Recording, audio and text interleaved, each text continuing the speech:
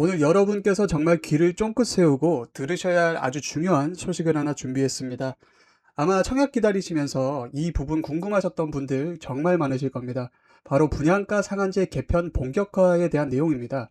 그동안 시장에서는 로또 청약 제도를 이대로 두면 안 된다. 언제쯤 제도가 바뀔 것이냐 말이 참 많았지 않습니까? 드디어 정부에서 어떤 식으로 개편을 할지 본격적인 논의가 진행되었고요. 그 구체적인 결과물이 법안 형태로 나와서 오늘 아주 상세하게 공유를 해드리려고 합니다. 아직까지 빠른 부동산 정보통이 없으신 분들은 아래 고정 댓글에 저희 카카오톡 오픈 채팅방이 있습니다. 나 혼자 부동산 카톡 채널에 들어오셔서 빠르게 정보 받아보시고요. 돈 되는 분양권 투자 그리고 청약 정보까지 얻어가실 수 있으니까 빠른 참여 부탁드리겠습니다. 먼저 상황의 배경부터 짚어보겠습니다. 시계 바늘을 작년 6월 19일 국무회의로 돌려보면요. 당시 이재명 대통령이 분양가 상한제 제도의 근본적인 문제점을 강하게 지적한 바 있습니다. 어떻게 지적을 했느냐?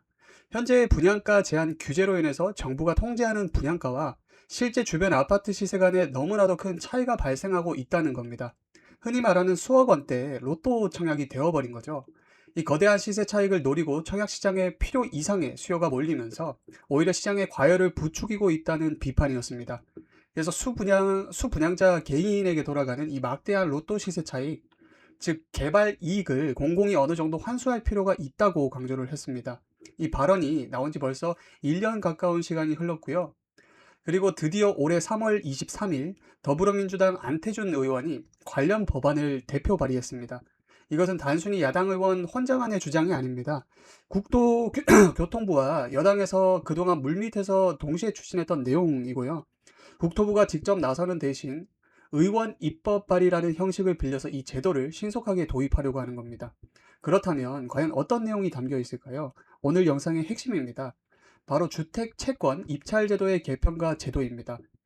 자, 이 채권 입찰제라는 말이 조금 생소하신 분들도 계실 텐데요. 쉽게 설명해 드리자면 아파트 청약에 당첨되고 싶다면 집값 외에 추가로 나라에서 발행하는 채권을 사라는 겁니다. 그리고 그 채권 매입액을 가장 많이 써낸 사람 순서대로 당첨자를 결정하는 일종의 경매 같은 방식이 도입이 되는 제도라고 보시면 됩니다. 주택법 일부 개정 법률안에 담긴 이 제도의 발의 목적은 아주 명확합니다. 바로 로또 청약 방지입니다. 현재 강남권이나 핵심 입지에서 나오는 분양가 상한제 주택 청약은 당첨만 되면 수십억 원의 차익을 얻는 로또로 불리잖아요. 이게 주택 가격을 안정시키는 본래의 효과보다는 사람들의 투기 심리를 자극하고 청약 시장을 도박판처럼 만든다는 비판이 계속 제기되어 왔습니다. 사실 이 채권 입찰제가 아예 처음 나오는 새로운 제도는 아닙니다. 부동산 시장이 뜨겁게 달아올랐던 과거 2006년대부터 2013년까지 이미 한 차례 운영이 되었던 국민주택 채권 입찰제를 다시 예토전생시켜서 도입하는 겁니다.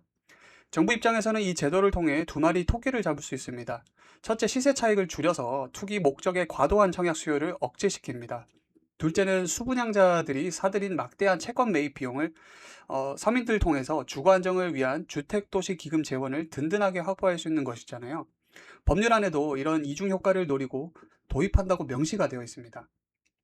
그렇다면 가장 궁금하신 부분, 도대체 내 돈이 얼마나 더 들어가는 건가? 이 부분이실 건데, 시청자분들의 이해를 돕기 위해 과거 2006년 판교 신도시 분양 당시의 실제 사례를 먼저 들어보겠습니다.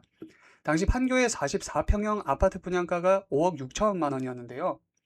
그런데 당시 주변 시세는 9억 원 정도 형성되어 있었습니다. 당첨만 되면 3억 4천만 원의 차익이 생기는 구조였는데요. 자, 이때 정부가 채권 상한액을 주변 시세의 90%까지 적어낼 수도 있도록 했습니다. 주변 시세 9억 원의 90%면 8억 1천만 원이죠. 이 8억 1천만 원에서 분양가 5억 6천만 원을 제외한 금액, 즉 2억 5천만 원어치의 채권을 사겠다고 상한액을 적어내야만 실제 당첨이 가능했습니다. 경쟁이 치열하니까 다들 최대치를 적어냈던 거죠. 그런데 2억 5천만 원이라는 큰 돈을 만기까지 묵혀둘 수 있는 사람은 많진 않습니다. 그래서 대부분 당첨과 동시에 이 채권을 은행에 할인해서 되팔게 되는데 이걸 채권 할인 매각이라고 합니다. 당시 만기가 10년짜리인 이종 국민주택 채권의 할인율이 약 38%에 달했습니다. 2억 5천만 원어치의 채권을 38% 손해를 보고 팔았으니 앉은 자리에서 순손실이 약 9,500만 원 정도가 발생하는 겁니다. 이게 무슨 의미일까? 겉으로 보이는 분양가는 5억 6천만 원이었지만 수분양자가 실제로 부담하는 비용은 분양가 5억 6천만 원에 채권 할인 손실액 9,500만 원을 더한 6억 5,500만 원이 되었다는 뜻입니다. 국가가 시세 차익의 상당 부분을 채권 손실액의 형태로 미리 환수해 간 것이죠. 이 제도는 부동산 시장 침체기가 오면서 2013년에 역사 속으로 사라졌었습니다. 자, 그럼 이 과거의 잣대를 현재 우리가 직면한 2026년 서울 분양 시장에 그대로 대입을 해보면 얼마 전 입주자 모집 공고가 발표되어 큰 화제를 모았던 서초구의 아크로드 서초를 예로 한번 들어보겠습니다. 이 아파트 25평 기준으로 분양가가 17억 원 후반대에 나왔는데요. 그런데 주변 신축 아파트 시세는 무려 30억 원에 달하죠. 당첨만 되면 12억 원 이상의 마진이 생기는 그야말로 초대형 로또였는데 만약 여기에 채권 입찰제가 적용된다. 그럼 어떻게 될까요? 과거처럼 채권 상환액을 주변 시세의 90%라고 잡는다고 가정해 보겠습니다. 시세 30억 원에 90%면 27억 원인데 이 27억 원에서 분양가 18억 8천만 원을 빼면 청약자가 의무적으로 매입을 해야 되는 채권액이 무려 8억 2천만 원으로 계산이 됩니다. 어마어마한 금액이잖아요. 그럼 이 당첨자는 이 8억 2천만 원어치의 채권을 또다시 할인해서 팔아야 됩니다. 과거에 쓰던 2종 국민주택 채권은 지금 사라졌으니 현재 통용되는 1종 국민주택 채권의 3월 25일자 기준 할인율을 적용해서 계산을 해보겠습니다. 8억 2천만 원을 할인 매각할 경우 허공으로 날아가는 본인 부담금, 즉 순손실액이 약 1억 1,600만 원 정도가 나옵니다. 결과적으로 여러분이 서초동 25평 아파트를 분양받기 위해서 실제로 지불해야 하는 체감 분양가는 포면적인 분양가 18억 6천만 원에 채권 손실액 1억 1,600만 원을 더해서 약 20억 원 가까이로 껑충 뛰어오르게 되는 건데요. 시세 대비 여전히 저렴하긴 하지만 당초 기대했던 11억 로또의 환상에서는 상당히 멀어지게 되는 셈이고 당장 융통해야 하는 현금의 규모도 훨씬 커지게 됩니다. 물론 아직 100% 확정되지 않은 세부적인 변수들은 남아 있습니다. 정부가 채권 상한액을 인근 시세에 정확히 몇 %로 잡을 것인지는 아직 미정입니다.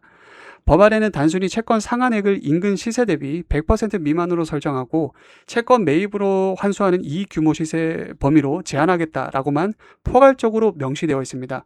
이게 과거처럼 90%가 될지 아니면 조금 더 빡빡하게 95%가 될지는 지켜봐야 됩니다. 또한 수분양자의 부담이나 기금 운용의 목적에 맞게 주택채권을 더 다양한 만기와 이율로 출시하도록 국토교통부와 협의할 예정이라고 합니다. 즉 안태준 의원이 이번 발의는 제도를 다시 살리기 위한 뼈대 법적 기반만 만들어 놓는 것이고 실제로 여러분의 지갑에 영향을 미칠 아주 세부적인 시행령과 퍼센티지는 정부의 손에서 최종 결정될 것으로 보입니다. 여기서 여러분이 가장 주목하셔야 될 거 그나마 숨통이 트이는 포인트가 하나 있습니다. 그럼 이제 신도시 같은 모든 분양가 상한제 아파트가 다 이렇게 비싸지는 건가 라고 걱정하실 텐데요. 현재 분양가 상한제 아파트의 적용 범위는 크게 두 가지입니다. 3기 신도시 같은 공공택지와 강남 3구, 용산구로 대표되는 민간택지 분양가 상한제 지역이죠. 그런데 이번에 발의된 주택법 일부 개정 법률안을 자세히 이제 들여다보면 서민들의 내 집 마련 보루인 공공택지는 건드리지 않고 투기 과열 우려가 큰 민간택지 분양가 상한제 지역을 중심으로만 이 채권 입찰제를 적용하는 것으로 가닥이 잡혔습니다. 따라서 3기 신도시 등 공공분양이나 공공택지, 민간 분양을 노리시는 분들은 이번 제도의 타격에서 벗어날 것으로 보이고요. 그나마 다행인 부분이라고 생각합니다. 정리하면 강남권이나 핵심지의 알짜 청약을 노리시는 분들은 이제 단순한 운이나 청약 가점뿐만 아니라 채권 손실액까지 감당할 수 있는 보다 철저한 자금 조달 계획이 필수가 되었습니다. 청약 전략의 판도가 완전히 바뀌고 있는 시점이고요. 오늘 전해드린 내용은 여러분이 내 집 마련 청약을 이제 전략을 세우실 건데 큰 도움이 되시길 바라면서 영상을 제작을 했고요. 제도가 구체적으로 확정되고 새로운 소식이 나오는 대로 가장 먼저 속보로 전해드리도록 하겠습니다. 참고로 유튜브 댓글로 다루기 힘든 깊이 있는 시장 분석이나 발빠른 실시간 부동산 정보 그리고 구독자분들과의 자유로운 의견 교환은 제가 직접 운영하고 있는 카카오톡 오픈 채팅방에서 활발하게 진행하고 있습니다. 혼자서 청약이나 부동산 고민하시지 마시고 방에 들어오셔서 좋은 정보 많이 얻어가셨으면 좋겠습니다. 참여 방법은 영상 설명란을 참고해 주시기 바라고요. 오늘 영상은 여기서 마치겠습니다. 시청해 주셔서 감사합니다.